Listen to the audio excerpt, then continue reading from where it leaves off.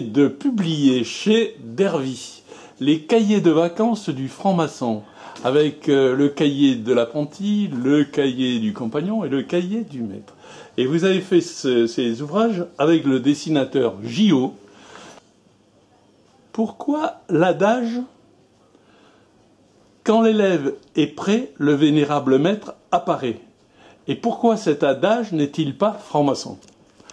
Alors, eh bien, cet adage, j'avais vraiment très envie de le mettre dans ce cahier, parce que c'est quelque chose qu'on trouve très régulièrement dans les commentaires des blogs maçonniques ou des groupes Facebook. Et donc, il apparaît toujours, lorsque des personnes veulent devenir maçons, il y a toujours quelqu'un qui prend un ton sentencieux pour déclarer que le maître apparaît quand le disciple est prêt. C'est assez agaçant, ça l'est encore plus quand ce sont des maçons qui le prononcent, parce qu'effectivement, on sait qu'il n'y a pas de relation disciple-maître en franc-maçonnerie. Quand on est franc-maçon et catholique, on est, paraît-il, en état de péché grave et on est interdit de sacrement. Alors, que se passe-t-il si un franc-maçon catholique va communier ? Alors, effectivement, il était intéressant dans ce domaine-là de remettre un peu l'Église au milieu du village, parce qu'on dit beaucoup de choses sur la relation entre l'Église et la franc-maçonnerie, c'est ce qui a été fait. Alors, effectivement, il y a un problème, mais je dirais que chacun le règle avec sa conscience et peut-être avec son confesseur. Bon. Vous êtes un frère du Grand Orient de Belgique, et j'ai trouvé étonnant que vous écriviez « La pierre angulaire est consacrée ». Alors, est-ce que vous pouvez expliquer, parce que je sais que le mot « consacré » défrise un peu les frères du Grand Orient. Non, nous sommes très ouverts au Grand Orient de Belgique. D'ailleurs, une partie des loges travaille à la gloire du grand architecte de l'univers avec la Bible, donc ce n'est pas l'image caricaturale qu'on peut avoir de certains grands Orients. Alors quand je parle de la pierre angulaire consacrée, je fais allusion à la cornerstone, donc la pierre angulaire qui est réellement consacrée lors de cérémonies particulières aux États-Unis. Donc c'est très courant lorsqu'un bâtiment public est édifié qu'il y ait une consécration de pierre ainsi par les maçons en décor d'ailleurs. Alors, l'égrégore est un concept qui surprend parfois. Et ma question c'est, selon vous, l'égrégore, est-ce une force magique ou un moment d'émotion collectif ? Je suis plus sensible à l'idée d'un moment d'émotion collective, on dirait peut-être même un bon moment entre frères et sœurs, entre sœurs, que plutôt que ces formulations magico-ésotériques qu'on trouve à certains endroits. Et là, on se demande parfois où ces personnes ont été inventées de telles explications. Donc, contentons-nous d'un moment sublime entre nous. On apprend que la croyance en Dieu et en l'immortalité de l'âme existait dès la création du Grand Orient de France. Est-ce qu'elle existait vraiment avant de disparaître en 1877 ou est-ce qu'elle n'a jamais existé ? Donc là, je donne la réponse, elle a effectivement existé et ça étonne beaucoup de maçons, y compris du Grand Orient de France. On a fait circuler cette question sur Facebook afin de voir quelles étaient les réactions et certains prétendaient jamais avec des tas de majuscules. Donc cette obligation a existé et puis elle a été supprimée au Grand Orient de France quelques années après que le Grand Orient de Belgique l'ait fait lui-même. Dans votre ouvrage sur la maîtrise, il y a une question qui m'a interpellé. Prenons une hypothèse. Je suis en même temps juif et franc-maçon. Suis-je dans une double appartenance ?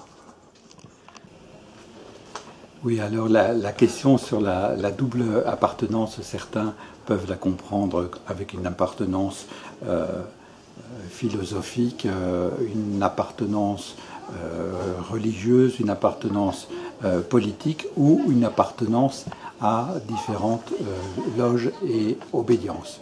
Je pense que c'est l'option, la dernière, qui a été privilégiée. Alors on dit parfois qu'il y a des décors maçonniques superfétatoires lorsqu'on travaille en loge. Alors, lesquels peuvent être superfétatoires? Le tablier, le baudrier, les gants, les médailles, et pourquoi?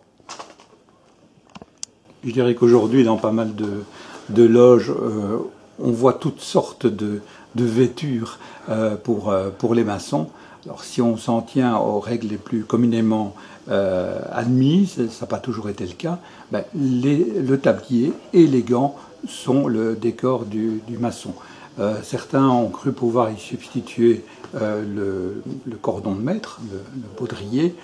C'est un décor en plus, c'est normalement pas un décor de remplacement.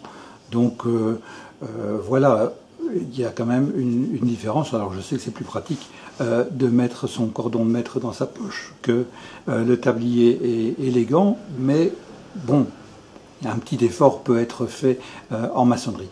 Vous posiez la question de la médaille. La médaille n'est pas un décor obligatoire. C'est l'occasion de signaler de quelle loge on est membre. C'est une information, je dirais, supplémentaire pour les frères et les sœurs qu'on croise avant et pendant la tenue. Alors, parmi les 100 questions que vous avez travaillées, avec parfois beaucoup d'humour et parfois beaucoup d'acuité, quelle est celle qui vous a qui vous a demandé le plus de travail? Alors là où j'ai eu le plus de difficultés, c'est sur les francs-maçons célèbres. Les francs-maçons célèbres, c'est quelque chose qui parfois est assez agaçant puisqu'on retrouve des listes de prétendus maçons en toute une série de sites, voire même dans des livres ou des dictionnaires de la maçonnerie. Donc j'ai voulu poser des questions à ce propos-là pour me rendre compte que des soi-disant maçons n'en étaient pas. Mais donc ça demande quand même pas mal de vérifications. Ça, c'était une chose. Et autre chose, c'est que j'avais envie de sortir un petit peu des poncifs, parce que effectivement, c'est agréable de se vanter qu'il y a eu un certain nombre, par exemple, de prix Nobel francs-maçons. On est quand même moins fier quand on voit qu'il y a des artisans de mort, des constructeurs d'armes, par exemple, qui étaient des maçons. Donc j'ai dû creuser un peu de ce côté-là. De la même manière, nous sommes toujours très fiers d'avoir des grands chefs parmi nous. Je parle de grands chefs cuisine. On le sera peut-être moins à la lecture des questions qui montrent la présence des maçons dans l'industrie du fast-food et des boissons à bulles très célèbres qui ont rendu souvent très riches leurs concepteurs. Donc on n'a pas nécessairement apporté que des bonnes choses dans l'humanité. Question sur votre co-auteur Gio. Quel est, parce que c'est un garçon qui a beaucoup d'humour, quel est le dessin qui vous a le plus fait marrer? Alors, je pense que c'est le dessin qui fait référence aux étoiles, aux bougies dans la loge, qui sont remplacées de plus en plus souvent par des ampoules en vertu de certaines réglementations dans certains pays.